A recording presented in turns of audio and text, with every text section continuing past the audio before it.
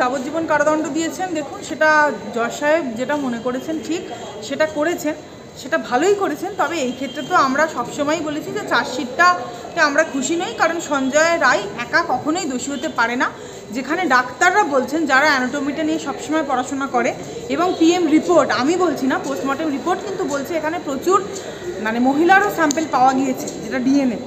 তো তাহলে PM report already, প্রথম কথা হচ্ছে দ্বিতীয়বার বডিটাকে যখন পোস্টমর্টেমের জন্য চাওয়া হয়েছিল সেটা কিন্তু করতে দেওয়া হয়নি, তাড়াহুড়ো করে বডিটাকে পুড়িয়ে দেওয়া হয়েছে, প্রথম কথা। এবং প্রথমবারের জন্য সর্বপ্রথম যখন পিএম রিপোর্টটা, সেটা তো এমনিই গোলমেল, তবু সেই গোলমেলে পিএম রিপোর্টের মধ্যে থেকেই কিন্তু বেরিয়ে চলে আসছে যে একের বেশি লোক জড়িত এবং সেখানে মহিলারাও জড়িত। তাহলে সেই লোকগুলো কে বা কারা, সেটা কেন এখনো পর্যন্ত বেরোলো না? এই জন্য খুব ভালো হয়েছে যাবজ্জীবন সাজা হয়েছে। তার কারণ এটার বেসিসে অন্তত কেসটা, ধরুন অলরেডি তো অভয়ার মা বাবা তো বলছেন যে তারা ইনভেস্টিগেশনের দ্বারা স্যাটিসফাইড নয়। তার কারণ হচ্ছে তার মেয়ে, তিনি অভয়ার মা বারবার এটাই দাবি করছেন যে 50 জন কম করে, একদম মিনিমাম 50 জন লোককে অ্যারেস্ট হবে যদি ঠিকভাবে তদন্ত হয় বা তদন্ত প্রক্রিয়ায় যদি তারা আস্থা রাখেন সেইভাবে, কারণ এই তদন্তে তারা খুশি। এবার ডিফ্যাক্টো কমপ্লেন্টের রাইট, আমরা জানি আইন অনুযায়ী, তোমাকে যদি বলি আমাদের ক্রিমিনাল আইনে ডিফ্যাক্টো কমপ্লেন্টের রাইট কিন্তু সবসময় থাকে রিইনভেস্টিগেশন চাওয়ার বা প্রোটেস্ট পিটিশন দেওয়ার, বা চার্জশিটের দ্বারা সে যখন স্যাটিসফাইড হয় না তখন নারাজি পিটিশন দিয়ে সেটাকে অপোজ করা, যে আমাকে চার্জশিটটা আসছে আমি সেটাতে খুশি নই বা আমি স্যাটিসফাইড নই। এটা কিন্তু ডিফ্যাক্টো কমপ্লেন্টের রাইট, অধিকার। সেই অধিকারটা কিন্তু একজন ডিফ্যাক্টো কমপ্লেন্টকে দিয়েছে আমাদের সংবিধানের দ্বারা, আমাদের যে ভারতীয় ন্যায় সংহিতা এবং ভারতীয় আমাদের যে সিআরপিসি, যেটা আজকে অ্যামেন্ড হয়ে এসছে, তো সেই আইনের মাধ্যমে যে আছে যেটা প্রসিডিওর, সেইটা কিন্তু আজকে অভয়ের মা বাবা কিন্তু সুপ্রিম কোর্টে গিয়েও তারা দাবি করছেন যে আমরা তদন্তে খুশি নই, আমাদের কেস, আমাদের মেয়ের কেস নতুন করে তদন্ত করা হোক, আমরা স্যাটিসফাইড নই। তাহলে অভয়ের মা বাবা যখন এটাই বলছে বারবার, তাহলে সেই ক্ষেত্রে যদি সঞ্জয় রায়কে ফাঁসি হয়ে যেত, তাহলে তাকে তো স্কেপগোট সাজানো হয়েছে। তার কারণ সরকার তাকে, যেটা আমরা জানি এবং মানুষও খুশি নয় সেই ক্ষেত্রে, সঞ্জয় রায় যদি যাবজ্জীবন কারাদণ্ডের মধ্যেও থাকে, সে ডেফিনেটলি হাইকোর্টে অ্যাপিল করবে, কারণ সে নিজেই বলছে যে তাকে মিথ্যা করে ফাঁসানো হয়েছে। তার আইনজীবীকেও আমরা জানি কি যে তাকে ডিফেন্ড করার জন্য থাকে। আইনজীবী কিন্তু প্লিড গিল্টি করছেন, প্লিড গিল্টি করার জন্য কিন্তু একজন আসামি যথেষ্ট, তার জন্য কিন্তু আইনজীবী রেখে প্লিড গিল্টি করার দরকার পড়ে না। আই প্লিড গিল্টি, আমি অপরাধী বা আমি খুনি, এটার জন্য একজন আসামি কিন্তু যথেষ্ট। আমি আইনটা বলছি তোমাকে। তো আইনের বাইরে যখন সে আইনজীবী আজকে এসে যখন দাঁড়িয়ে বলছেন যে না উনি গিল্টি, তাহলে আইনজীবীর কাজটা কি? আইনজীবীর তো কাজ তার ক্লায়েন্টকে ডিফেন্ড করা। আমি এখানে কোনোদিনই ধর্ষকের হয়ে আমি কোনো মামলা আজ পর্যন্ত কোনোদিন লড়িও নি। আমি সব পক্সো ভিকটিম এবং এই মামলাগুলো নিয়েই আমি লড়ি আর কি। তবু বলছি, শুধুমাত্রই সঞ্জয় রায় একা স্কেপগোট নয়, তার সঙ্গে আরও যে লোকগুলো আছে সেগুলো বেরোনোর দরকার। আর সেটার জন্য ফাঁসি দিয়ে দিলে আজকে সত্যের মুখে কিন্তু বালি চাপা পড়ে যেত, সত্যটা কিন্তু উদ্ঘাটন হওয়ার জায়গায় আর থাকতো না। যেহেতু ফাঁসি হয়নি, যাবজ্জীবন কারাদণ্ড, তো সেই ক্ষেত্রে সত্য উদ্ঘাটনের একটা জায়গা সবসময় রয়ে গিয়েছে। আর সেটার জন্য আমি একজন আইনজীবী হিসেবে খুশি। দেখুন, মন থেকে আবেগ দিয়ে তো সবসময় আইনটা আমাদের চলে না। আবেগ দিয়ে ভাবলে আমরা সবসময় চাইবো এইরকম একটা কালপ্রিট ফাঁসি হওয়াই শেষ কথা, উচিত। কিন্তু যদি আপনি আবেগের ওপরে গিয়ে একটা জিনিস ভাবেন যে 50টা লোক কম করে, যেটা অভয়ের মা দাবি করছে, আমি দাবি করছি না, আমি তার মায়ের কথাটাই বলছি, কারণ তার মা তো সবসময় তার মেয়ের সঙ্গে কানেক্টেড থাকতো এবং মেয়ের থেকে তিনি সব ডেটা পেতেন। তাহলে তার মাই তো হচ্ছে আমাদের PW1, প্রাইমারি আমাদের উইটনেস তার মা। তাহলে সেই মা তো তাহলে বলে দেবেন কে লোক কে তাকে খাবার দিতে এসেছিলো, খাবারে আদৌ কিছু মিশিয়েছিল কিনা, সেই রাতে তার কলিগরা বা তার চেনা পরিচিত লোকেরা কারা তার উপর আক্রমণ করেছিল। তার মায়ের সঙ্গে তো মেয়ে কানেক্টেড, সে তো জানবে। তাহলে PW1 হিসেবে তার অভয়ের মায়ের বয়ানটাকে ওপর কেন্দ্র করে বলছি, যেহেতু আমাদের অভয়া এই মুহূর্তে নেই, তার সঙ্গে যা নারকীয় ঘটনা ঘটেছে, তাই এই ক্ষেত্রে ডিফ্যাক্টো কমপ্লেন্ট হচ্ছে আমাদের অভয়ের মা। তো সেই ক্ষেত্রে অভয়ের মায়ের যা বয়ান, সেটাকে খুব ভাইটালি এটাকে ভালো করে বিচার করা উচিত। 17 লাখ টাকা কম্পেনসেশন দিয়েছেন কোর্ট থেকে, কিন্তু একটা ব্যাপার বুঝতে হবে, মেয়ে চলে যাওয়ার কোনো কম্পেনসেশন হয় না। অভয়ের মা বাবা কিন্তু কোনো টাকাও চাননি আমাদের এই ক্ষেত্রে। যাই হোক, এই কেস অবশ্যই তারা যখন রিইনভেস্টিগেশন চাইছেন এবং ফ্রেশ ইনভেস্টিগেশন চাইছেন, ফ্রেশ ইনভেস্টিগেশন হলে সঞ্জয় রায়কে পুনরায় তদন্ত করা হবে।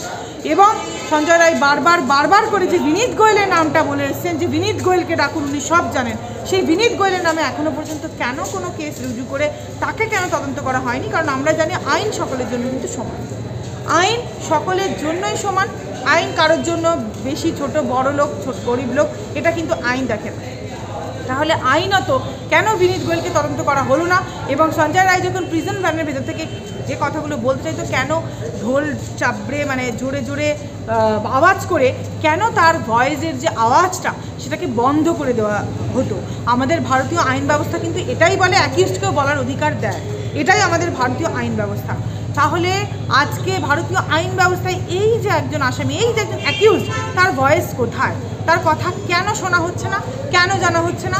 কোন আইনজীবী তাকে রিপ্রেজেন্ট করছেন, যিনি তাকে গিল্টি প্লিড করছেন, তিনি যাকে ডিফেন্ড মানে আমার কথা হচ্ছে ডিফেন্ডটাও এইভাবে দেখুন করলে যে উনি গিল্টি, কিন্তু ওনার সঙ্গে আরও কয়েকজন আছে। এটা তো সরকারের ডেফিনেটলি একটা চাল, এটা তো সরকারের চাল যে মানে একজন আইনজীবীকে দাঁড় করিয়ে সো দ্যাট অন্য কোনো আইনজীবী যাতে ঢুকতে না পারেন বা সেইভাবে সত্যটা উদ্ঘাটন না হয়। দেখুন, আমরা কিন্তু সত্যটা উদ্ঘাটন করাটাও কিন্তু বিচার ব্যবস্থার একটা কাজ।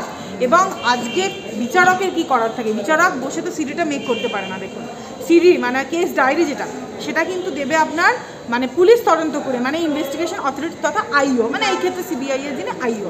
তাহলে আইও যে সিডিটা প্লেস করছে, তাহলে সেটার মধ্যে যদি স্যাটিসফাইড না হন মানে ডিফেক্টে কমপ্লেনেন্ট আর কি, আমাদের অভয়ের মা বাবা, তাহলে কেন সেই ক্ষেত্রে তদন্ত ফার্দার হবে না? তদন্ত হতে বাধ্য, আইনগতভাবে তদন্ত হতে বাধ্য।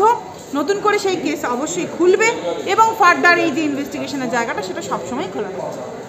সঞ্জয় রায় প্রিজন ভ্যান থেকে বারংবার বলেছে যে তাকে ফাঁসানো হয়েছে এবং আইপিএস কথাটা উচ্চারণ করছে, আইপিএস তাকে ফাঁসানো হয়েছে। এই আইপিএসটা কি? দেখুন, আইপিএস বলতে কি, বিনীত গোয়েল আমাদের যিনি প্রাক্তন পুলিশ কমিশনার আর কি, তার কথাই আমরা বলছি, কারণ তিনি ডাইরেক্ট বিনীত গোয়েলের নামও নিয়েছেন।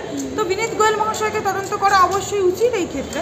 তার কারণ বিনীত গোয়েলই তো আজকে ধরুন মানে যখন এভিডেন্সটা প্রিলিমিনারি কারা ট্যাম্পার করলো, পুলিশ ট্যাম্পার করলো, তো তার দায়টা কার? ক্রাইম সিনটাকে কেন লকড আপ করা হয়নি, ক্রাইম সিনটাকে কেন সিল্ড করা হয়নি, তারপরে কেন প্রিলিমিনারি যে তোমার উইটনেসগুলো এবং এভিডেন্সগুলো সেগুলোকে কেন প্রপারলি সেগুলোকে স্টোরেজ করে সেগুলোকে মানে সেভ করে রাখা হয়নি, যেগুলো কেসের ক্ষেত্রে খুব গুরুত্বপূর্ণ এভিডেন্স। তার কারণ এই যে পুলিশের যে ফেলিওরটা মানে এভিডেন্স যে নষ্ট হয়ে গেল, আজ যে ধরুন আজকে সিবিআই যে বলার জায়গাটা পেলো যে এছাড়া আমরা কাউকে পাচ্ছি, কারণ এভিডেন্সের অভাবে। কিসের অভাবে?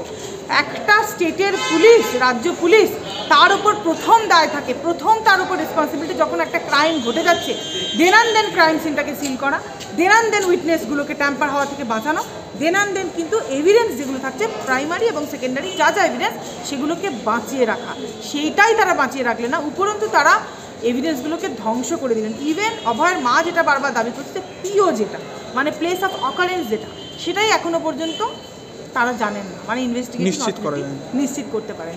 তাহলে সেই ক্ষেত্রে একজন অভাব, তাহলে আমরা কি করে বিচার ব্যবস্থার উপর বিশ্বাস মানুষ রাখবে কিভাবে?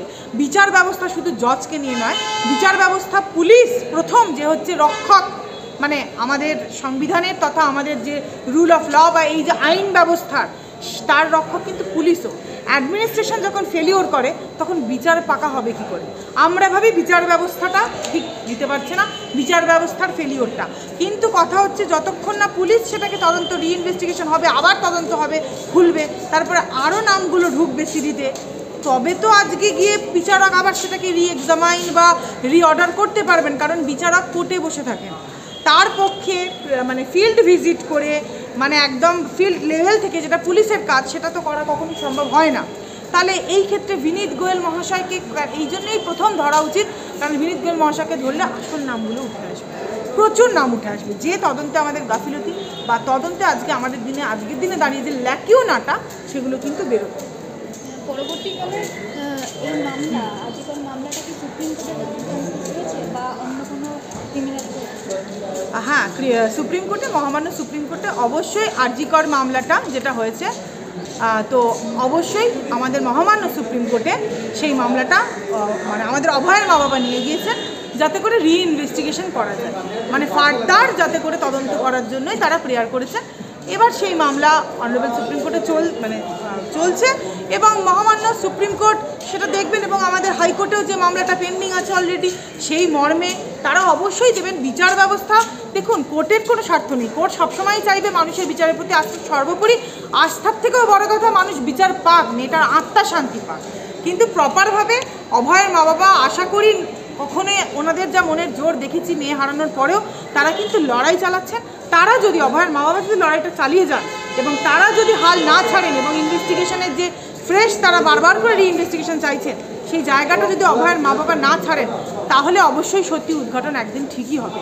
শুধু একা স্কেপগোট সঞ্জয় রায়কে দিয়ে মানুষকে ভুলিয়ে দেওয়া অন্তত যাবে না, কারণ এইভাবে কিন্তু সরকার বাঁচানো যায় না। একটা স্কেপগোটকে সামনে দাঁড় করিয়ে দিয়ে একটা সরকারকে বাঁচানো কখনোই যায় না। সরকারের সঙ্গে কানেক্টেড যে হাই প্রোফাইলড ক্রিমিনালরা তারা যতক্ষণ না বেরিয়ে আসবে ততক্ষণ অভয়ার এবং তারা যতক্ষণ না শাস্তি পাবে, সবচেয়ে বড় কথা, ততক্ষণ পর্যন্ত অভয়ের আত্মা কিন্তু আমাদের শান্তি পাওয়া সম্ভব নয় এবং বিচারও সম্ভব নয়। এবং আমি মনে করি ভারতবর্ষের বিচার ব্যবস্থা এই কথাই বলে এবং সাধারণ মানুষ, আপামর মানুষ যারা আজকে এত বিক্ষোভে ফেটে পড়ছেন তারাও শান্তি পাবে। ধন্যবাদ। Thank you sir.